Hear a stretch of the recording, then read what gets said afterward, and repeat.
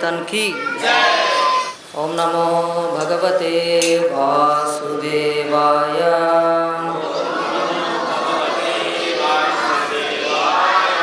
ओम नमो भगवते वासुदेवाय।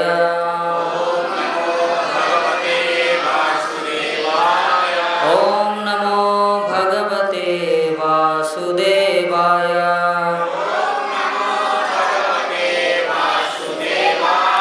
नारायणं नमस्कृत्यं नरं चैव नरोत्तमं देवीं सरस्वतीं व्यासं ततो जायामुदीरये। नष्टप्रायेषु अभद्रेषु नित्यं भागवत सेवया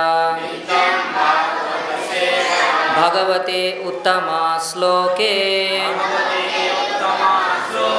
भक्तिर्भवति नैष्टिकी। मुखं करोति वाचालं पंगुं लंघयते गिरिं। यत्कृपातम् अहं वन्दे श्रीगुरों दीनतारिणं परमानन्दमाधवं श्रीचैतन्य ईश्वरं। हरे कृष्ण। ओम विष्णुपादाय कृष्णप्रेष्ठाय भूतले श्रीमते भक्तिवेदांत स्वामीति नामिने। नमस्ते सरस्वती देवे गौरवाणी प्रचारिणे निर्विशेष शून्यवादे पाश्चात्य देशतारिणे। जय श्री कृष्ण चैतन्य प्रभु नित्यानंद श्री अद्वैत गदाधर श्रीवासादि गौर भक्त वृंदा। हरे कृष्णा कृष्णा कृष्णा हरे हरे हरे राम राम राम हरे हरे। ग्रंथरा श्रीमद्भागवతం की हरे कृष्ण। हरे कृष्ण। భగవద్ భక్తులందరికీ స్వాగతం। మీ అందరికి కూడా కోటి కోటి ప్రణామాలు। సో ఈ సత్సంగ కార్యక్రమంకి వచ్చేసినటువంటి భక్తులందరికీ ఇస్కాన్ భీమ్గల్ తరపు నుంచి భక్తులందరి తరపు నుంచి మీ అందరికీ హృదయపూర్వక ధన్యవాదాలు చెప్తున్నాను। హరే కృష్ణ। మనకు ఇది పవిత్రమైన మాసము। ఏ మాసం ఇది? ఓకే। సో శాస్త్ర ప్రకారం దీన్ని దామోదర మాసం అంటారు। సో బయట దీన్ని కార్తీక మాసం అంటారు। ఓకే। సో రెండు విధాలుగా పేరుంటుంది। ఈ భౌతిక జగత్తులో చాలా ఆఫర్స్ ఉంటాయి। అంటే మన నిత్య జీవితంలో కూడా ఆషాఢ మాసం అని, దసరా దివాళి అని, ఈ యొక్క మాసాలలో ఏముంటుంది, రకరకాల సేల్స్ ఉంటాయి। అంటే 100 రూపాయల వస్తువు 50 రూపాయలకి దొరుకుతుంది। ఎందుకు? ఆషాఢ మాసం స్పెషల్, దసరా దివాళి స్పెషల్ అంట, అవునా కదా?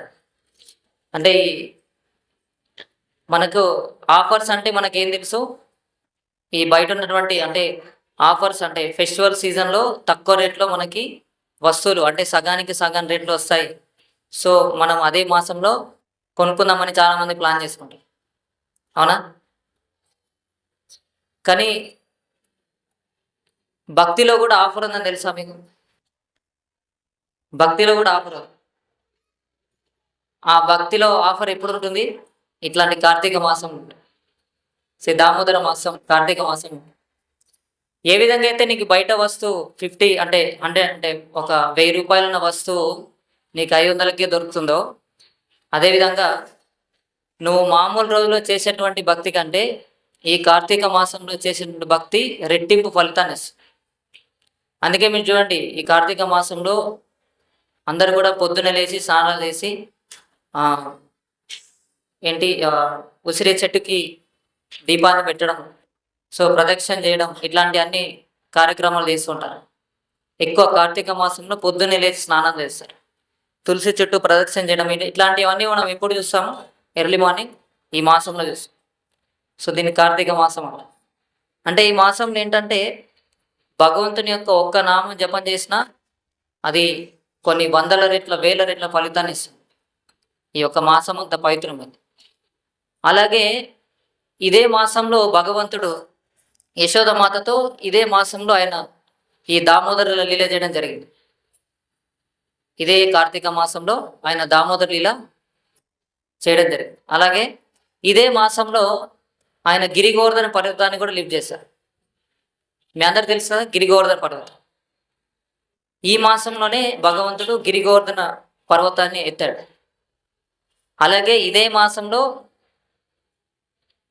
ఇద్దరికి శాప విమోచనం కలిగించారు. ఎవరైతారు? నల్లకోయిర, మణిగిరి. వీళ్ళిద్దరికీ శాప విమోచనం కలిగించేది కూడా ఇదే మాసం. అంటే చూడండి, భగవంతుడి లీలలో అంటే భాగవతం మొత్తంలో కూడా చాలా అద్భుతమైన లీల అంటే ఈ దామోదర లీలని. చాలామంది సాధువులు, చాలామంది శుద్ధ భక్తులు ఈ ఈ యొక్క భాగవతంలో ఈ లీల గురించి చాలా వరకు చర్చించారు.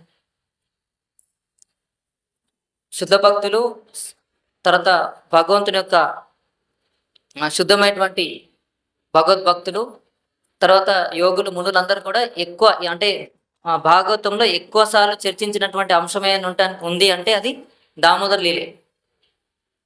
ఆ దామోదర లీలకి అంత పవిత్రమైనది, అంత శక్తివంతమైనది. ఎవరైతే ఈ దామోదర మాసంలో అంటే ఈ కార్తీక మాసంలో ఎవరైతే భగవంతునికి దీప ఆరాధన చేస్తారో వాళ్ళు ఎన్నో జన్మలను చేసుకున్నటువంటి పాపాలని తొలగించుకుంటాం. అలాగే వాళ్ళకి భగవంతుని నామం పట్ల భగవంతుడు అంటే భగవత్ కార్యక్రమాల పట్ల, భగవంతుని యొక్క భక్తి పట్ల వాళ్ళకి శ్రద్ధ కలుగుతుంది. అంటే ఈ యొక్క దీప ఆరాధన వల్ల వాళ్ళకి సుకృతి వస్తుంది. అంటే భగవంతుని సేవించాలనే ఒక కోరిక వాళ్ళు భగవద్భక్తుల ద్వారా లభిస్తుంది. మరి భగవంతుడు ఎలా లభిస్తాడు? డైరెక్ట్గా లభిస్తాడా? సో ఇప్పుడు ఫర్ ఎగ్జాంపుల్ మనం ఈ భౌతిక జగత్తులో ఒక ప్రముఖమైనటువంటి రాజకీయవేత్తను కలవాలంటే డైరెక్ట్గా వెళ్ళి కలవచ్చా? లేదు. ఏం చేయాలి? ఫస్ట్ అతని కింద ఉన్నటువంటి ఫాలోవర్స్ని, అనుచరులని వాళ్ళ యొక్క సలహా మేరకు మనం వెళ్ళి కలవాల్సి ఉంటుంది. అలాగే భగవంతుని మనం నేరుగా భక్తి చేసేటువంటి అర్హత మనకు లేదు. ఆ అర్హత ఎవరి నుంచి లభిస్తుంది? భక్తుల నుంచి లభిస్తుంది. ఆ భక్తుల ద్వారానే మనకు భగవంతుడు లభిస్తాడు, అంతే. ఇంకా వేరే మార్గం ఏం లేదు. ఆ భగవద్భక్తుల సాంగత్యం ఎట్లా లభిస్తుంది? ఈ సాధు సాంగత్యం ద్వారా, అంటే సత్సంగం ద్వారా లభిస్తుంది. అయితే మనం ఈ యొక్క దామోదర మాసంలో మనకి 8 శ్లోకాలు ఉంటాయి. దామోదర అష్టకం అని. ఈ దామోదర అష్టకము మనకు పద్మపురాణం నుండి గ్రహించబడింది. అలాగే దీన్ని నారద ముని శౌనక ఋషులతో అంటే సత్యవ్రత ముని పలికారు ఈ యొక్క దామోదర అష్టకం. ఓకే. నమామీశ్వరం సచ్చిదానంద రూపం అంటే ఏంటి? శాశ్వతమైన ఉనికి గలవాడు భగవంతుడు. నమాం ఈశ్వరం అంటే ఈశ్వరులందరికల్లా ఈశ్వరుడు భగవంతుడు, దేవాది దేవుడు. అందుకే ఆయనకి స్పెసిఫిక్గా ఒక పేరు ఉంది, దేవాది దేవుడు అని. తర్వాత పరమాజ్ఞ స్వరూపుడు, పరమ జ్ఞాన స్వరూపుడు, సచ్చితానంద విగ్రహుడు. నమాం ఈశ్వరం. నమాం ఈశ్వరం అంటే ఏంటి? అంటే ఆయన సర్వ ఈశ్వరులో ఈశ్వరుడు. అలాగే సచ్చిదానంద స్వరూపం. సత్ అంటే శాశ్వతమైనటువంటి వాడు, చిత్ అంటే సంపూర్ణమైన జ్ఞానం గలవాడు, సచ్చిదానంద స్వరూపం. స్వరూపం అంటే ఆనంద స్వరూపుడు భగవంతుడు. ఆయన ఆత్మారాముడు అన్నమాట. అతనికి వేరే ఎవరి ద్వారానూ ఆనందం అవసరం లేదు భగవంతుడికి, స్వయంగా అతనికి ఆనందం భగవంతుడికి వస్తుంది. సో భగవంతుని సేవించిన వాళ్ళకి పరిపూర్ణ ఆనందం వస్తుంది. ఎందుకంటే భగవంతుడు సచ్చిదానంద స్వరూపుడు, జీవుడు కూడా సచ్చిదానంద స్వరూపుడే. ఆయన ఎప్పుడైతే భగవంతుతోని సంబంధాన్ని ఆయన పెట్టుకుంటాడో అప్పుడు ఆయన అర్థం చేసుకోగలుగుతాడు ఈ విషయాన్ని. అలాగే పరమానంద స్వరూపుడు, ఆనందభరితమైనటువంటి మనసు కలవాడు భగవంతుడు. తర్వాత సొరచేప ఆకృతిలో ముందుకు వెనుకకు ఊగుతున్నటువంటి చెవిడోలకులు కలిగి ఉన్నవాడు. ఇక్కడ స్తుతిస్తున్నారు ఈ ఫస్ట్ శ్లోకం. నమామీశ్వరం సచితానంద రూపం లసత్ కుండలం గోకులే బ్రజమానం. అంటే ఏంటి? దివ్యమైన గోలోకంలో ఎంతో సౌందర్యవంతంగా ప్రకాశించువాడు. యశోదమాత చిలుకుతున్న వెన్నకుండను పగలగొట్టి ఉట్టికి కట్టిన వెన్నకుండలో నుండి వెన్నను దొంగలించడం అనే అపరాధం చేయుటచే భయపడి చక్కరోలుపై నుండి భూమికి వేగంగా పరిగెత్తువాడు. కానీ అతని కంటే వేగంగా వెంటబడిన యశోదమాత చేత పట్టుబడిన వాడైనట్టి దేవాది దేవుని శ్రీ దామోదరునికి నా వినయపూర్వక ప్రణామములు అని చెప్పేసి ఈ ఫస్ట్ శ్లోకం యొక్క అర్థం అనమాట. ఇక్కడ ఏం చెప్తున్నారు? భగవంతుడి యొక్క లీల చెప్తున్నారు ఈ 8 శ్లోకాలలో. అందులో మొదటి శ్లోకం యొక్క డెఫినేషన్ ఏంటి? ఇదనమాట. అంటే భగవంతుడు శాశ్వతమైన ఉనికి కలవాడు, స్వచ్చితానంద స్వరూపుడు, ఆనందమయుడు. ఆ దివ్యమైనటువంటి గోలోక బృందానంలో ఎంతో సౌందర్యవంతంగా ప్రకాశించేవాడు. అలాగే యశోదమాత చిలుకుతున్న వెన్నకుండను పగలగొట్టి ఉట్టికి కట్టిన వెన్నకుండలో నుండి వెన్నను దొంగలించటం అనే అపరాధం చేయటచే భయపడి చక్కరోలుపై నుండి దుమికి వేగంగా పరిగెత్తువాడు. యాక్చువల్గా భగవంతుడు భయపడతాడా? భగవంతుడు భయపడతాడా? ఏదైనా ఫోటోలు ఉందా భగవంతుడు భయపడినట్టు? లేదు. మరి ఇక్కడ భగవంతుడు ఎందుకు భయపడుతున్నాడు? అలాగే భగవంతుడు ఎందుకు పరిగెత్తుతున్నాడు? యశోదమాత ఆయన ఎప్పుడైతే యశోదమాత ఒకరోజు తన పనిలో తాను నిమగ్నమవుతూ వెన్నకుంటలోని వెన్నను చిలుకుతూ ఉంటుందన్నమాట. అయితే అందరి పిల్లల్లాగే కృష్ణుడు కూడా ఆకలేస్తుంది. ఆయన వచ్చి ఏడుస్తాడు అనమాట. ఏడవగానే ఆయన ఏడుస్తూ ఏమంటాడు? ముందు ఏదైతే మీరు పని చేస్తున్నారో ఆ పని ఆపేసి ఫస్ట్ నా పని చూడు, నాకు ఆకలి అవుతుంది, నా ఆకలి తీరిన తర్వాతనే ఏ పని అయినా సరే నువ్వు చెయ్యము అని చెప్పేసి భగవంతుడు యశోదమాతకి చెప్తారన్నమాట. వెంటనే యశోదమాత ఏం చేస్తుంది? ఆ భగవంతుని, ఆ గోప బాలుడైనటువంటి కృష్ణుని తీసుకొని తన స్థనాన్ని అందించి పాలనిస్తున్నాడు. అంతలోపే పొయ్యి మీద ఉన్నటువంటి పెట్టినటువంటి పాలు మర్చిపోయింది అనమాట. సో మనకు జనరల్గా మాతాజీలకు అలవాటే. సో పొయ్యి మీద ఏదైనా పాలు పెట్టి మర్చిపోవడం. సో యశోదమాత కూడా అలాగే ఆ పొయ్యి మీద పాలు పెట్టి మర్చిపోయింది. అలాగే సడన్గా పాలు పొంగేసరికి ఇంకా వెంటనే భగవంతుని అంటే కృష్ణుని పక్కకు పెట్టేసి వెంటనే ఆ పాల దగ్గరికి పరిగెత్తుకుంటూ వెళ్తుంది అనమాట. ఇంకా భగవంతుడికి వెంటనే నాకు పాలను తాగిపిస్తూ మధ్యలో విడిచిపెట్టి వెళ్ళిపోతుందా, ఇప్పుడు చూడు నేను ఏం చేస్తాను అని చెప్పేసి ఆయన ఏం చేస్తాడు? అక్కడ ఉన్నటువంటి ఆ వెన్న కుండలు అంటే వెన్నను తీసి ఆ కుండని అంటే ముందే ఆ కుండని పగలగొట్టి దాని నుంచి వెన్నను తీసి ఆయన తింటూ తర్వాత ఏం చేస్తారు? అక్కడ నుంచి కొద్ది దూరంలో వెళ్ళిపోయి ఒక చెక్క రోల మీద కూర్చుంటాడు. ఇంకా అప్పటికే యశోదమాత చూసేవరకు అంత చిందరవందరగా ఉంటుంది. అంత వెన్నలోని అంటే ఆ కుండంతా పగిలిపోయి వెన్నంతా కింద పడిపోయి అలా భగవంతుడు ఒక రోలు మీద అంటే మామూలుగా దొంగ ఏడుపు ఏడుస్తాడు. అప్పుడు మామూలుగా అంటే యశోదమాత అనుకుంటుంది అనమాట, పిల్లవాడు ఎంత తెలియమంతుడు, నేను తిడతానని భయంతో ముందే ఏడుస్తున్నాడు, అంటే నేను కొట్టక ముందే ఏడుస్తున్నాడు. సో ఆయన నల్లని కాటుక, తర్వాత ఆయన ఎర్రని బుగ్గలు, ఆయన ఇట్లా చేతితో ఆ కళ్ళని నిమురుతూ ఉన్నాడు. ఆ నిమిరితే ఆ కాటికంతా కూడా చెంబలకంతా కూడా కాటిక భగవంతుడికి అంతా అనుకుంటుంది అనమాట. సో ఇక కళ్ళంతా ఎర్రబడిపోతాయి. సో కృష్ణుడు యశోదమాతను చూసి ముందే ఏడుస్తూ అంటే మామూలుగా దొంగ ఏడుస్తూ ఆయన భయపడుతూ యశోదమాత దగ్గర ఆయన ఆ యశోదమాత అంటే చూసేసరికి చివరిగా ఆ రోలు పైన కూర్చొని ఉంటాడు. ఇంకా వెంటనే యశోదమాత ఏం చేస్తుంది? భగవంతుని పట్టుకోవడానికి ప్రయత్నం చేసి వెంబడినే పరిగెడుతుంది. సో యశోదమాత కంటే స్పీడ్గా భగవంతుడు పరిగెడతాడు. పరిగెడుతుంది ఆయన భగవంతుడు దొరకడు. సో ఈ యొక్క విషయంలో శాస్త్రం ఏం చెప్తుందంటే పెద్ద పెద్ద మునులు, పెద్ద పెద్ద ఋషులు, యోగులు కూడా భగవంతుని పరిగెత్తించలేరట. సో భగవంతుని ఎవరు, అంత పెద్ద పెద్ద ఋషులు కూడా భగవంతుని ఇప్పటివరకు సాక్షాత్కరించుకోలేదట. అంటే అంత క్లోజ్గా, అంత దగ్గరగా ఎవరు భగవంతుని ఆ భగవంతుని లీల ఎవరు కూడా ఆస్వాదించలేదు. అలాంటిది మరి ఇంకొకటి ఏంటి, భగవంతుడు ఎవరు కూడా భయపడేటువంటి వ్యక్తి భగవంతుడు అనే భగవంతుడు అంటే భయానికే భయం అన్నట్టు. సో అలాగే భగవంతుడు ఏడుస్తున్న దృశ్యం మనం ఇందాక చెప్పుకున్నాం. భగవంతుడు ఎక్కడైనా ఏడుస్తాడా? లేరు. కానీ మనం ఇక్కడ ఏంటి, తన యొక్క భక్తురాలైనటువంటి యశోదామాత యొక్క ప్రేమకు ఆయన లొంగిపోయాడు అంతే. ఆ ప్రేమకి లొంగిపోవడం వల్ల అతను ఏడుస్తున్నట్టు కనిపిస్తుంది. అలాగే ఇంకా వాళ్ళమ్మ యశోదామాత పరిగెడతా ఉంది, భగవంతుడు కూడా పరిగెడతా ఉన్నాడు.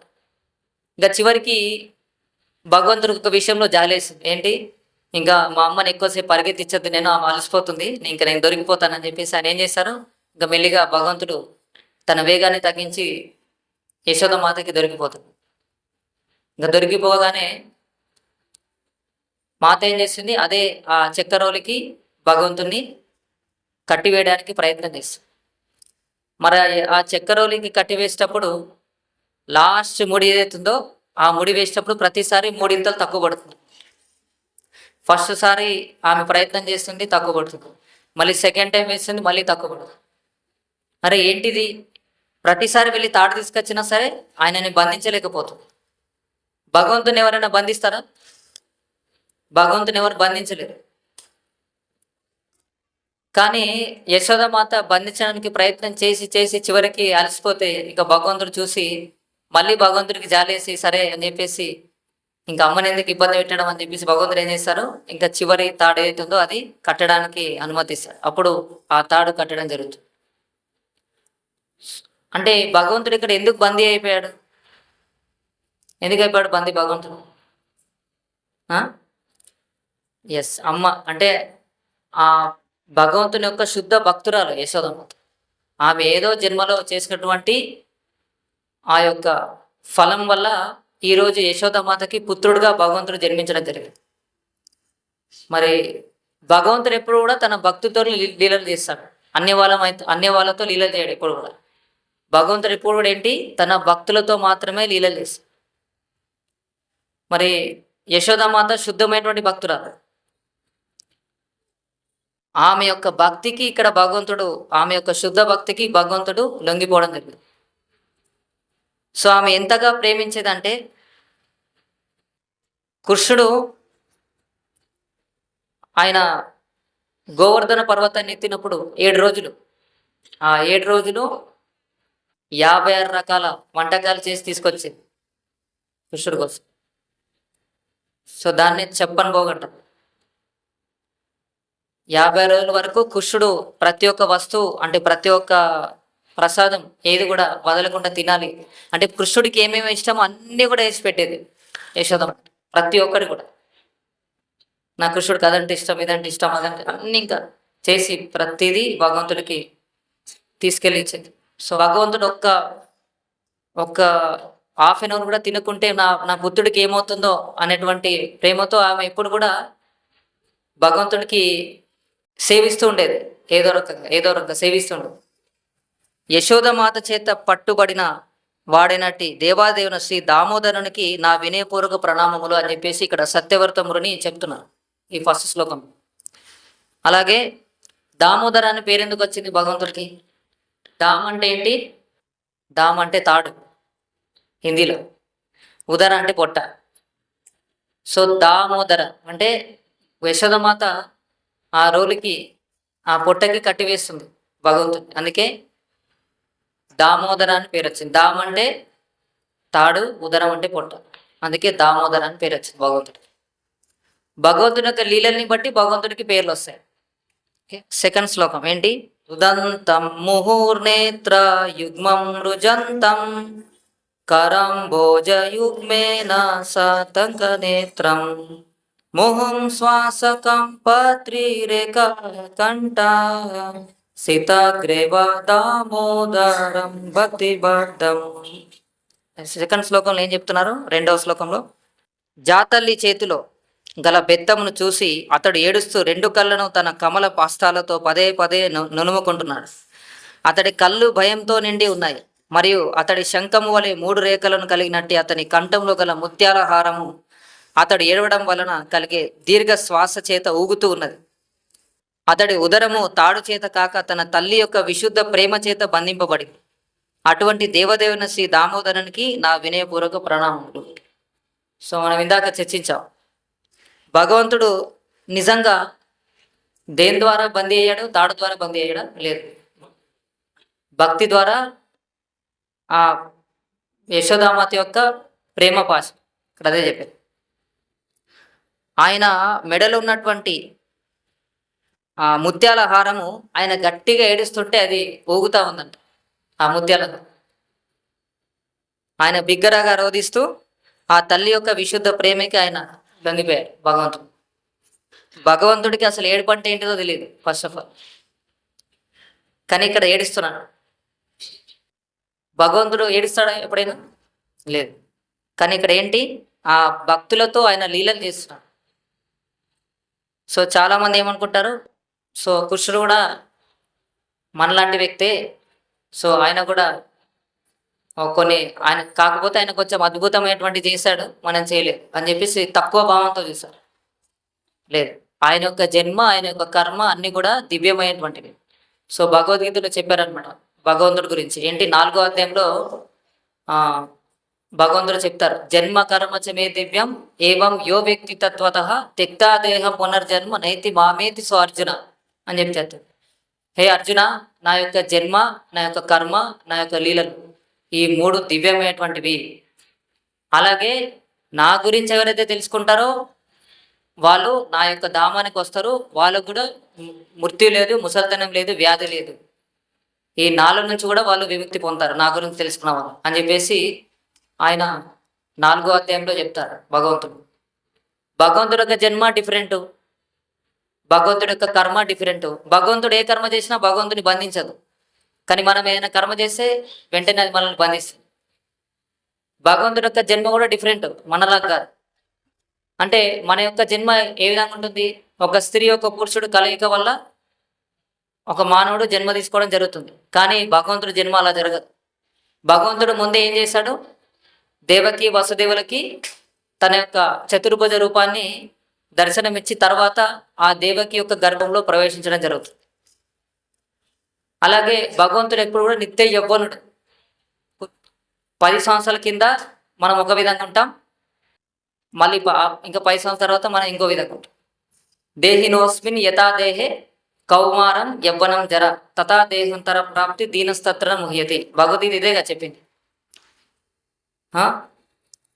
శిశువు నుంచి పిల్లవాడుగా, పిల్లవాడి నుంచి యవ్వనానికి, యవ్వనాన్ని నుంచి మధ్య వయస్సుకి, మధ్య వయసు నుంచి వృద్ధాప్యం వస్తుంది మనకి. అట్లా జన్మ, మృత్యు, ముసల్తనం, వ్యాధి 4 మనకు ఉంటాయి, కానీ భగవంతుడికి 4 ఉండవు. అలాగే భగవంతుడు కర్మ గురించి కానీ, భగవంతుడి యొక్క లీలల గురించి కానీ, భగవంతుడి యొక్క జన్మ గురించి కానీ, భగవంతుడి గురించి కానీ ఎవరైతే తెలుసుకుంటారో వాళ్ళకు కూడా ఈ 4 ఉండవు అని చెప్పేసి భగవంతుడు అక్కడ అభయం ఇస్తారు ఈ యొక్క 4వ అధ్యాయం. సో ఇక్కడ సత్సంగం జరిగినప్పుడు ఎప్పుడైతే ఈ శ్లోకాలు చెప్తారో అప్పుడు వెంటనే మీరు ఇంటికి వెళ్ళిన తర్వాత ఆ శ్లోకం చదవాలి. చదివి మీరు కూడా ప్రశ్నలు వేయాలి. ఎవరైతే శ్రద్ధగా వింటారో వాళ్ళకి ప్రశ్న వస్తుంది కంపల్సరీ. ఇప్పుడు అర్జునుడు భగవంతుడు చెప్పింది వింటున్నాడు కాబట్టి వెంటనే ప్రశ్న వేస్తున్నాడు. మనం ఏం ప్రశ్నలు వేయట్లేదంటే మనం సరిగా వినట్లేదన్న. ఓకే, మనకేం ప్రశ్నలు రావట్లేదంటే మనకేం అర్థం కావట్లేదని అర్థం, అంతే కదా. ఏం చెప్పినా సైలెన్స్గా చూస్తున్నామంటే మనకి అర్థమైందా, అర్థం కావట్లేదా, లేదా అర్థం అవ్వబోతుందా అనేది మనం క్లారిటీ చేసుకోవాలంటే శ్రీల ప్రభుపాద యొక్క గ్రంథాలు చదవాలి. అప్పుడు ఈ క్లాస్లో చెప్పింది మీకు అర్థమవుతుంది ఆ పుస్తకం చదివి. సో అలా భగవంతుడు ఆ ప్రేమ పాశంతో తన ఏడుస్తున్నట్టు అలాగే పరిగెత్తుతున్నట్టు అక్కడ లీలలు చేస్తున్నారు. ఇంకా 3వ శ్లోకం, దృక్స్వలీలాభిరానందకుండే స్వఘోషాని మాజ్యంతమఖ్యపయంతం తదీయేషు భక్తిజితత్వం పునః ప్రేమతాస్తం శతవృత్తి వందే. సో ఇక్కడ మూడో శ్లోకం ఏంటి? ఇటువంటి బాలీలతో అతడు తన గోకుల వాసులను పారేవర్షమునే కుండములలో ముంచెత్తుతున్నాడు. గౌరవ ప్రపత్తులు మిశ్రితము కాని విశుద్ధ ప్రేమ ఐశ్వర్యభావ రాహిత్యమును కలిగిన భక్తులకే తాను వశమవుతానని మహోన్నతమైన ఐశ్వర్యభావంలో మునిగిన తన భక్తులకు వెల్లడి చేస్తున్నాను. దామోదర భగవానునికి మిక్కిలి ప్రేమతో నేను తిరిగి అనేక వందల సార్లు ప్రణామాలను అర్పిస్తున్నాను అని చెప్పేసి మూడో శ్లోకంలో సత్యవతముని చెప్తున్నాడు.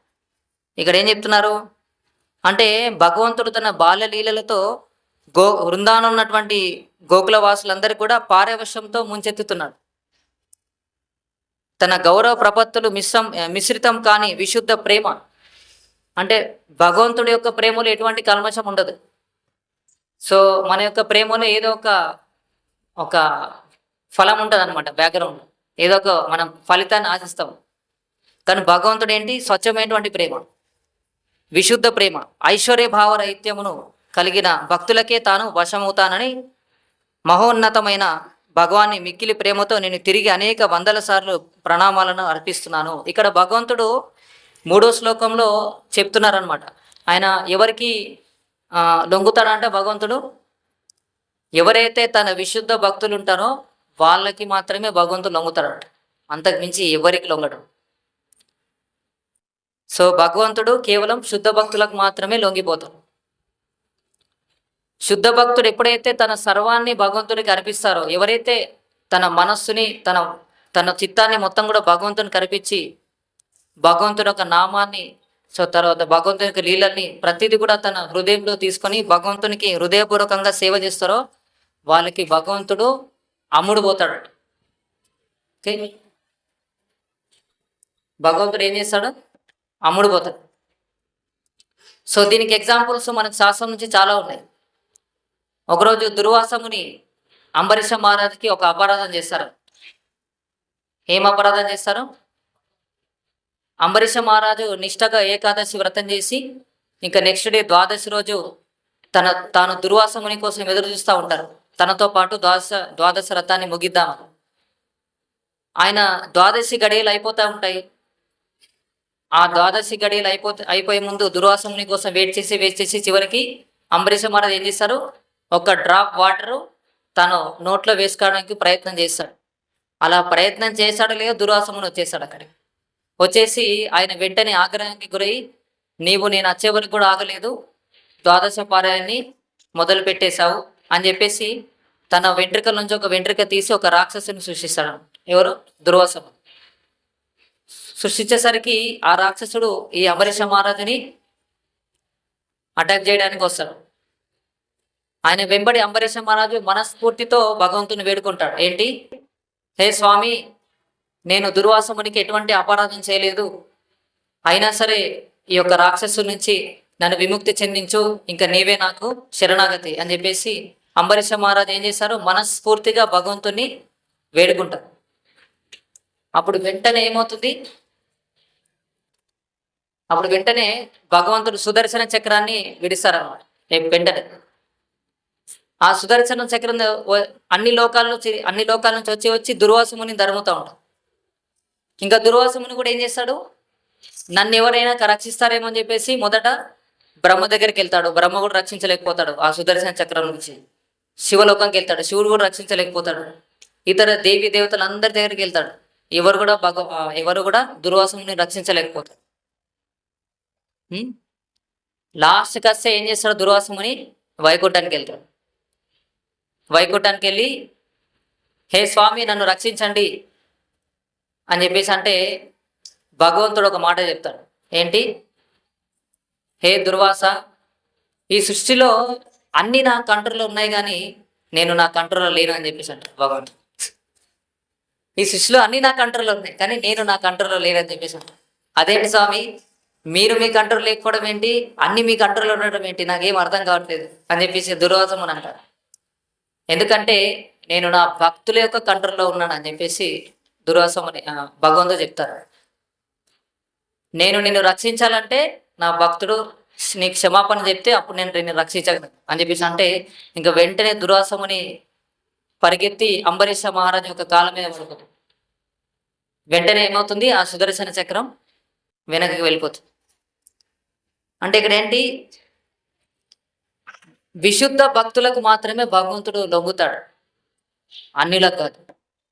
ఎవరైతే భగవంతుడికి ప్రేమపూర్వకంగా సేవ చేస్తారో, ఎవరైతే భగవంతుడికి వినయపూర్వకంగా తన భక్తుల్ని సేవిస్తారో అప్పుడు భగవంతుడు లభ్యమవుతాడు, అంతవరకు.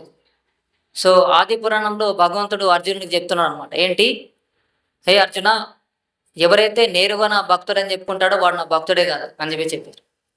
ఎవరైతే నేరుగా నేను కృష్ణుడు యొక్క భక్తుడని చెప్పుకుంటారో ఆయన నా భక్తుడు కాదు.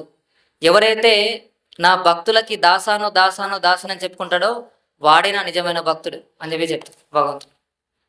సో అటువంటి భావన కలిగిన వాళ్ళు భక్తులు. సో అటువంటి భావన కలిగినటువంటి భక్తులకి ఆయన ఈజీగా లభిస్తాడు. ఇంకా వేరే ఏ ప్రయత్నం చేసినా ఆయన లభించలేడు. ఎందుకంటే ఆయన భగవంతుడు మోసగాళ్ళకి మోసగాడు. ఓకే, ఆయన ఎవరు మోసం చేయలేరు, ఎందుకంటే ఆయన హృదయంలోనే ఉంటాడు. సో ఎవరు మోసం చేయలేరు. 4th శ్లోకం అంటే నేను బ్రీఫ్గా చెప్తున్నాను, మనకు సమయం తక్కువ ఉందని చెప్పేసి. ఇది చర్చించాలంటే ఒక వారం కూడా టైం పడుతుంది. మనకు సమయం ద్వారా మనం నడుచుకోవాలి కాబట్టి మిగతా భక్తులందరూ కూడా వాళ్ళ సమయానుకూలంగా వాళ్ళు ఇంటికి వెళ్ళాలి, వేరే పనులు చేసుకోవాలి కాబట్టి మనం ఈ సమయంలో మనం ఈ చెప్పడం జరుగుతుంది. ఓకే, సో 4వ శ్లోకం. వరం దేవ మోక్షం న మోక్షవదిం వా న చైన్యం వృణేహాం వరేషదపిహ ఇదం తేవ పూర్ణాత గోపాల బాలం సదా మే మనస్యా వీరస్తకిమన్యే. సో 4వ శ్లోకం. ఓ దేవా, నీవు అన్ని రకాల వరములను ఇచ్చేందుకు సమర్థుడైనప్పటికీ నేను నిరాకార ముక్తిని కానీ వైకుంఠంలో శాశ్వత జీవితంనిచ్చే సర్వోత్తమ ముక్తిని కానీ నవవిధ భక్తి ద్వారా పొందదగిన మరెటువంటి వరమును కానీ కోరను. ఓ స్వామి, నేను కేవలం బృందావనంలో గోపాలునిగా ఈ నీ రూపము సర్వదా నా హృదయంలో ప్రకటితం కావాలని కోరుకుంటున్నాను. ఇతర వరముల వల్ల నాకు కలిగే ప్రయోజనం ఏమిటి అని చెప్పేసి ఇక్కడ సత్యవత గురించి ప్రార్థన చేస్తున్నాడు. అంటే చూడండి, ఒక శుద్ధ భక్తుని యొక్క ప్రార్థన ఈ విధంగా ఉంటుంది. ఒక శుద్ధ భక్తుడు ఎలా ఉంటాడు, ఆయన ప్రార్థన చేస్తే భగవంతుడికి ఏ విధంగా ఉంటుంది, ఈ విధంగా ఉంటుంది. ఆయన ఏం చేస్తున్నాడు, హే భగవంతుడా, నాకు నువ్వు అన్ని రకాలు వరాన్ని ఇచ్చేటువంటి సమర్థుడు, నేను ఏం అడిగినా నువ్వు ఇస్తావు, కానీ నాకు ఏమీ అవుతుంది అని ఏం చెప్తున్నాడు. నువ్వు ఏం అడిగినా, నువ్వు ఏది అడిగినా ఇచ్చేటువంటి సమర్థుడివి నువ్వు, కానీ నేను ఏది కోరుకోను నీ నుంచి. అయినప్పటికీ నేను అంటే జ్ఞానయోగులు కోరుకునే ముక్తిని కూడా నేను కోరుకోను, నేను చివరికి మోక్షాన్ని కూడా కోరుకోను, నాకు మోక్షం కూడా వద్దు. శుద్ధ భక్తులు ఈ విధంగా కోరుకుంటారు. అంటే వాళ్ళు చివరికి మోక్షాన్ని కూడా కోరుకోడు, చివరికి జ్ఞానను ప్రసాదించినటువంటి నిరాకార ముక్తిని కూడా కోరుకోడు. ఇతర ఏ కోరిక లేకుండా కేవలం భగవంతుని సేవించాలని ఒక తపన మాత్రమే ఉంటుంది వాళ్ళకి, అంతకుమించి ఏం లేదు. అన్య అభిలాషిత శూన్యం జ్ఞాన కర్మ అనావృతం ఆన్కులేన కృష్ణానుశీలనం భక్తిరుత్తమం. ఇంకా అన్యమైనటువంటి అభిలాష ఏం లేదు. జ్ఞానానికంటే జ్ఞాన కర్మ అనావృతం, ఇంకా జ్ఞానము కర్మంతో లీనమైనటువంటి భక్తిని కూడా నేను కోరుకోను. శుద్ధమైనటువంటి భక్తి ద్వారా మీ యొక్క సేవ చేస్తానటువంటి దృక్పథంతో ఒక శుద్ధ భక్తుడు భగవంతుడిని వేడుకోవడం జరుగుతుంది. దీనికి ఎగ్జాంపుల్ మనం ఏంటి, భాగవతంలోని ధ్రువ మహారాజ్ మొదట ఆయన భౌతిక కోరికతోనే భగవంతుని సేవించినప్పటికీ చివరికి భగవంతుని ఒక నామాన్ని జపించి జపించి జపించి ఏమైంది, ఆయన కోరుకున్నటువంటి భౌతిక కోరిక కూడా మర్చిపోయాడు ఆయన భగవంతుని ప్రసాదించుకున్న తర్వాత. ఎప్పుడైతే భగవంతుడు ప్రత్యక్షం అవుతాడో అప్పుడు ఆ 5 సంవత్సరాల పిల్లవాడు ధ్రువ మహారాజ్, మీరు చూస్తారా ధ్రువ నక్షత్రం, ఆ ధ్రువ నక్షత్రం ఎవరో కదా, ధ్రువ మహారాజ్ యొక్క ప్లానెట్ అది. ఆ ధ్రువుడు 5 సంవత్సరాల పిల్లవాడుగా ఉన్నప్పుడు 6 నెలలు కఠినమైనటువంటి తపస్సు చేస్తాడు. మొదటి నెలలో ఏంటి, కేవలం అక్కడ ఉన్నటువంటి పండ్లు ఫలాలు మాత్రమే భుజిస్తాడు మొదటి నెలలో. మరి ఇదంతా కూడా ఎందుకోసం చేస్తున్నారు,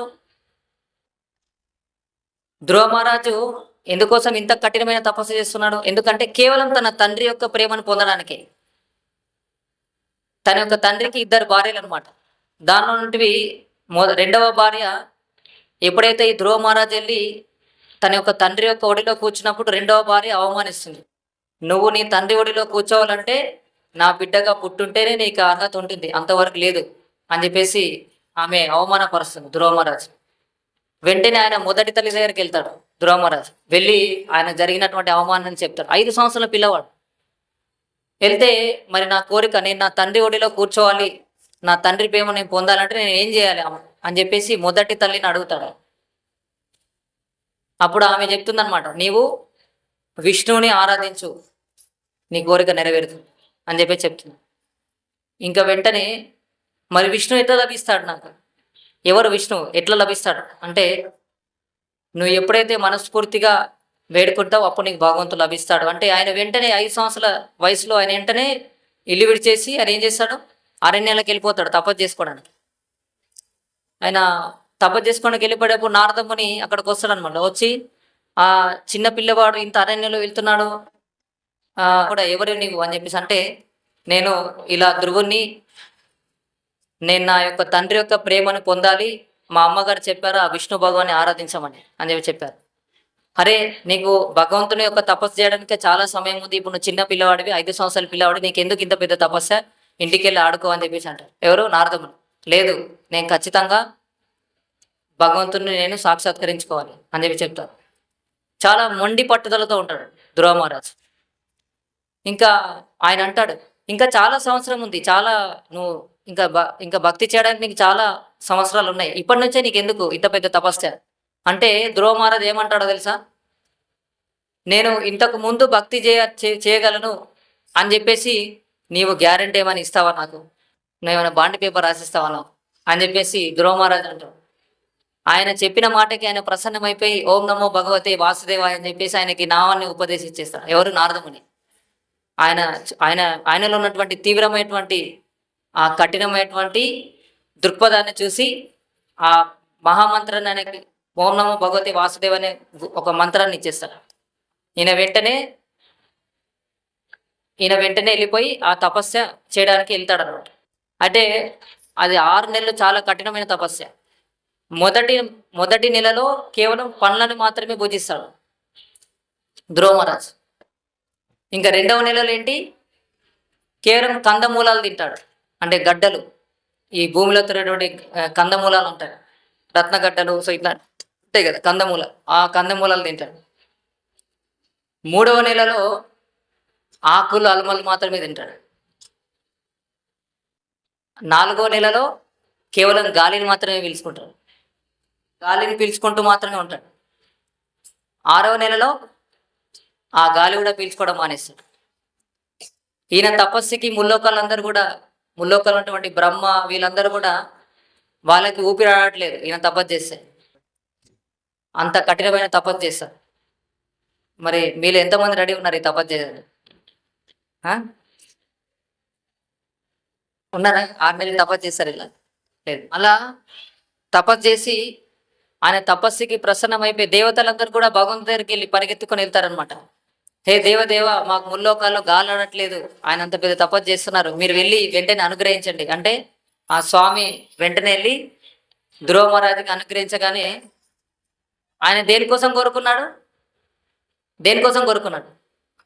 విష్ణు భగవాన్ని దేనికోసం కోరుకున్నాడు? ఆయన వాళ్ళ తండ్రి యొక్క ప్రేమను పొందడానికి కోరుకున్నాడు. ఎప్పుడైతే భగవంతుడు ఆయనకి సాక్షాత్కరించాడో ఆ కోరిక కూడా మర్చిపోయాడు. ఆయన భగవంతుడి రూపాన్ని అలాగే చూస్తూ ఉండిపోయాడు. ఆయన అంటాడు, ఇంకా ఆయనకి ఏం మాటలు రావు అనమాట. భగవంతుడు ఏం చేస్తారో శంఖంతో ఇట్లా తల కానిస్తాడు. తల కానిస్తేనే ఆయన ఇంకా మాట్లాడటం స్టార్ట్ చేస్తాడు అనమాట. స్టార్ట్ చేసి ఏమంటాడు తెలుసా?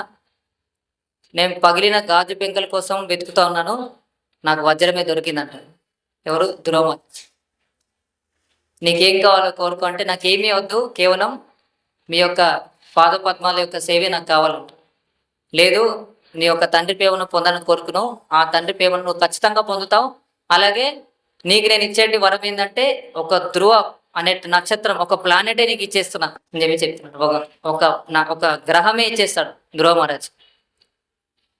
ఇక్కడ ఏం చెప్తున్నారు, ఓ దేవా నీవు అన్ని రకాల వరం ఇచ్చేందుకు సమర్థుడు అయినప్పటికీ నేనేం కోరుకోనని చెప్పి ఇక్కడ శుద్ధ భక్తుడు అంటున్నాడు.